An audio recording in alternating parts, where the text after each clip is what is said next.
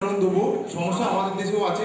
সবচেয়ে প্রতিবন্ধীদের ভাই বোনেদের নিয়ে যে সব সুরান হয়ে গেছে তা নয়, কিন্তু প্রথমত আমরা দেখেছিলাম যে এই পরিবহন ব্যবস্থায় প্রতিবন্ধীদের অংশগ্রহণ, আমাদের যে পরিবহন ব্যবস্থা আছে সেখানে আমরা দেখেছি যে প্রতিবন্ধীদের খুব একটা প্রতিকূল নয়, কিন্তু আমাদের বিভিন্ন গণ উদ্যোগের ফলে আমরা ট্রেনে দেখেছি প্রতিবন্ধীদের জন্য আলাদা কামরার ব্যবস্থা হয়েছে।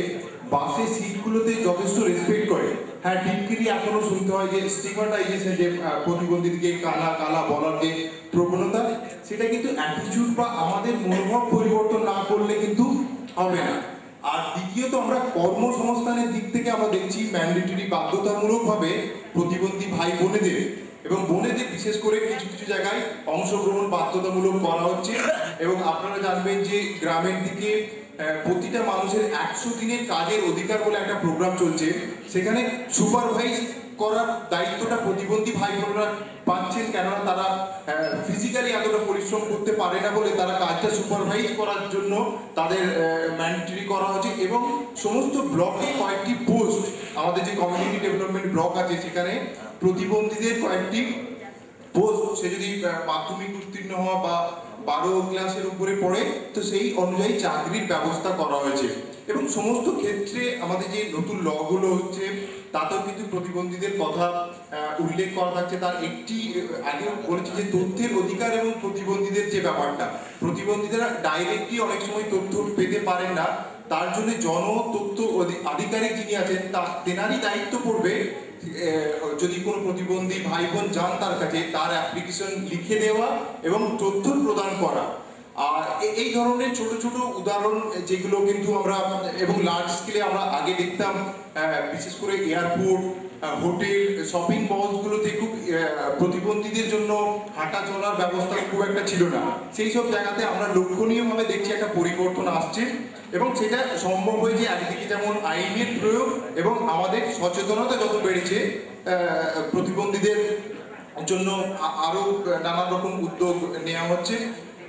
এবং আমরা এটাও করতে পারি সবটাই প্রতিবন্ধীদের কর্মসংস্থানের জন্য যেমনভাবে সরকার করছে, বেসরকারি উদ্যোগে অনেক জায়গায় বিভিন্ন এনজিওরা তাদের একজন দুজন করে, হয়তো কাজের দিক থেকে কিন্তু কেউ অদক্ষ নয়, তাদেরকে নিয়োগ করা হচ্ছে। এবং বিশেষ করে পড়াশোনার ক্ষেত্রে স্কুল কলেজগুলোতে আমরা দেখতে পাচ্ছি যে ক্রমশ প্রতিবন্ধী ভাই বোনেদের অংশগ্রহণ বাড়ছে।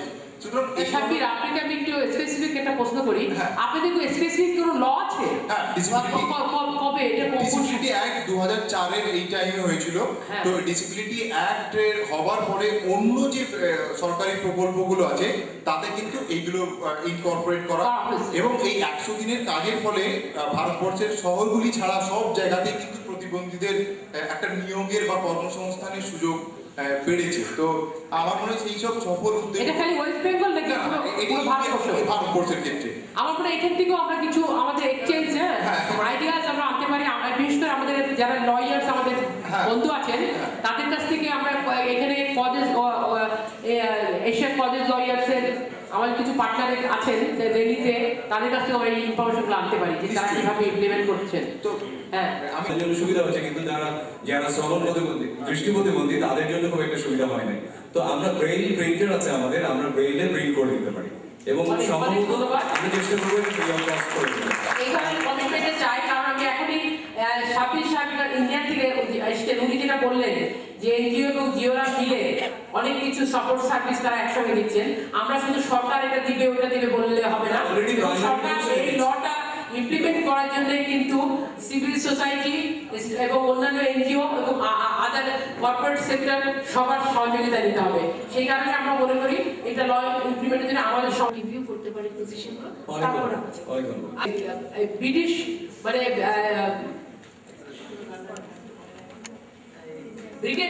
ব্রিগেডে হিমেনে আব্দুল লতিফ গাজী আমার এলাকায় প্রতিবন্ধী, তার একটা ছেলে একটা মেয়ে, কিন্তু সে একটু অবস্থা একটু ভালো, কিন্তু ভালো একটা মহিলা।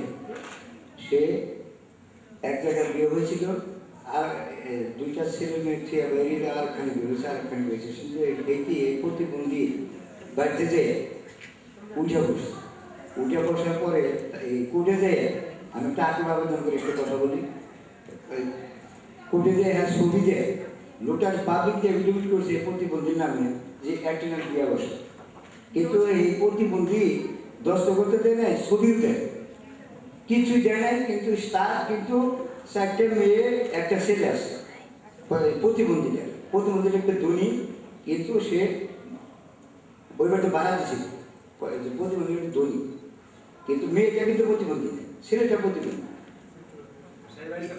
হ্যাঁ, আচ্ছা, আপনি ব্যক্তিগত কেস আপনার আলাদাভাবে শুনবো। না না, ব্যক্তিগত না, এটা আমার এলাকার প্রতিবন্ধী। হ্যাঁ হ্যাঁ, ওই তো আইনি সহায়তার বেলায় যে আইনগুলো দিয়ে আমাদের বিভিন্ন সমস্যার সমাধান করা হয়, সেখানে কি প্রতিবন্ধীদেরকে অগ্রাধিকার দেয়া কি বিষয়টা আছে, কিভাবে করবে? ওই একই আইন দিয়ে তো প্রতিবন্ধীদের সমস্যাগুলো সমাধান করার আচ্ছা, আমি চেষ্টা হচ্ছে। প্লিজ আপনাকে আমি এখন থামিয়ে দিচ্ছি এই কারণে আপনি কালকে আসছেন তো? কালকে আসবেন না? অবশ্যই চেষ্টা করবো। কালকে কিন্তু ঠিক এই 2001-এর লটা নিয়েই আলোচনা সকালবেলায়। আমি আইনগুলো দিয়ে আমাদের প্রতিবন্ধীদের সমস্যার সমাধান করা হবে, জেনারেল আইনগুলো দিয়ে, সেখানে বিশেষ একটা ইয়ে করা যায়, স্পেসিফিক কিছু কিছু সাপোর্ট সার্ভিস। আমি যখন আপনি কথা বলছেন, আপনি হলো সাইন ল্যাঙ্গুয়েজ, আপনি কোনোদিন গেছেন কোর্টে কারণ স্যার এটা নিয়ে সাক্ষী হিসাবে? অবশ্যই গিয়েছি, আমি ইন্টারভিউতে গিয়েছি, যেমন কোর্টে গিয়েছি, সাক্ষী দিয়েছি। এ ব্যাপারে আমি বাংলাদেশ জাতীয় বৈধ সংস্থা সবসময় সহযোগিতা করে থাকে। আর আরেকটু বলতে চাচ্ছি যে বিভিন্ন ইন্টারভিউতে যখন গিয়ে থাকি, তখন যেমন রিসেন্টলি খাদ্য অধিদপ্তরে মহাপরিচালক সাহেব আমাকে বললেন যে আমি যাকে দিয়ে কাজ করাতে পারবো তাকেই আমি নেবো, যাকে দিয়ে কাজ করানো সম্ভব হবে না তাকে কেন নেবো? তখন আমার প্রশ্ন, করতে পারি কিনা, তো সেটার বিষয়ে আমরা আলোচনা করেছি। এবং সবচেয়ে বড় কথা হলো যে যাদের এই বিষয়গুলো নিয়ে কাজ করছেন তারা যদি চেকলিস্টটা তৈরি করেন, তারা যদি মানে যে প্রয়োজনীয়তাটা বোধ করে সেটার উপরে যদি কাগজ তৈরি করেন, তাহলে আমাদের জন্য অনেক সুবিধা হবে এবং আমার সাহায্য করবেন। তাহলে আমার মনে হয় যে তারা আমাদের বাংলাদেশ জাতীয় মহিলা আইনজীবী সমিতির দরজা আপনাদের জন্য উন্মুক্ত থাকবে। আপনারা আসলে ফোন করবেন, আসলে আমরা বসে আপনাদের সঙ্গে আমরা সেগুলো নিয়ে আলাপ আলোচনা করে আমরা মামলা বা যে কোনো বিষয়ে আমরা চিঠি বা গ্রিভান্স আমরা তৈরি করতে পারবো। ধন্যবাদ। এবং আমরা আপনাদেরকে আশ্বাস দিচ্ছি আমরা আমাদের সর্বস্তরে সব কিছু দিয়ে আপনাদেরকে সাহায্যের চেষ্টা করব। আমি একটা কথা বলে আমি শেষ করতে চাই, যেটা আসে না আলোচনার ভিতরে, যদিও আমাদের এই ফ্যাক্ট শিটের কথা যখন আলোচনা হয়েছিল, যেখানে শিরিন আক্তার কিন্তু ওপির উপরে, অপশনাল প্রোটোকলের উপরে যেই প্রেজেন্টেশনটা করেছিল, সেখানে সকালের সেশনে আলোচনায় অনেক কিছু এসছে। কিন্তু আমাদের একটা জিনিস মনে রাখতে হবে, ওপিটা কেন? ওপিটা হলো, অপশনাল প্রোটোকলটা হলো এই ট্রিটিটাকে শক্ত করার জন্য এবং কোনো একটা রিপোর্টিং অথবা কমপ্লেন করার জন্য। কিন্তু একটা জিনিস মনে রাখতে হবে আমাদের, কোনো সিডো কমিটিতে কোনো কমপ্লেন নিয়ে গেলে, সিডো বলছে যে কোনো ইন্টারন্যাশনাল ট্রিতে, তার আগে কিন্তু ইয়ে করলাম না। কালকে আমাদের আমরা ফার্স্ট সেশনটা স্টার্ট হবে 10টায়। আমরা সবাই আপনাদের চাই, যেখানে আমরা যে লটা আছে সেই লটা নিয়ে আলোচনা করবো। তারপরে দুপুরবেলা আমাদের গ্রুপ ওয়ার্ক, যেটা খুবই প্রত্যেকের আপনাদের আমরা দরকার, একটা টাস্ক ফোর্স তৈরি হবে। বিভিন্ন টাস্ক ফোর্স আপনার গ্রুপ ওয়ার্ক করে যেই সাজেশনগুলো দিবেন, সেই সাজেশনগুলা আমাদের বিজ্ঞ যে একটা কনক্লুডিং সেশন আছে, যেটা সেই সেশনে আমাদের বিজ্ঞ জাজরা আসবেন, যাদের কাছে আমরা এই কেস নিয়ে যেতে পারি, তাদেরকে আমরা কিছুটা সেন্সিটাইজ করার জন্য তাদের সামনে আমরা এটা পেশ করব, যাতে ওনারা সেখানে কিছু এটা জানেন। এখানে আমরা এক্সপেক্ট করতেছি হিউম্যান রাইটস কমিশনের চেয়ারম্যান উনিও হয়তো আসবেন, এটা এসে আমরা এটাকে নিয়ে বিভিন্ন জায়গায় আমরা তাহলে প্রথম অ্যাডভোকেসিটা আমাদের শুরু হবে আগামীকাল থেকে, যে এই 2 দিনে আমরা যেটা বের করলাম সেটা নিয়ে। এই বিষয়টাই আপনারা বলছেন যে সচেতনতা সেইভাবেই করবো আমরা, যে তারপরে সাংবাদিকরা আজকে হয়তো সকালবেলা এসেছিল, কিন্তু সারাদিনের পরে আমাদের প্রেস রিলিজের মাধ্যমে কিছু জিনিস যাবে, যেখানে আমরা কিছুটা সেশন অবশ্যই কর্মটা শেষ করে দিয়েছেন, তবুও একটু না বললেই নয়। সুতরাং আজকে যারা উপস্থিত আছেন তারা সবাই কালকে থাকছেন তো? সবাই থাকছেন।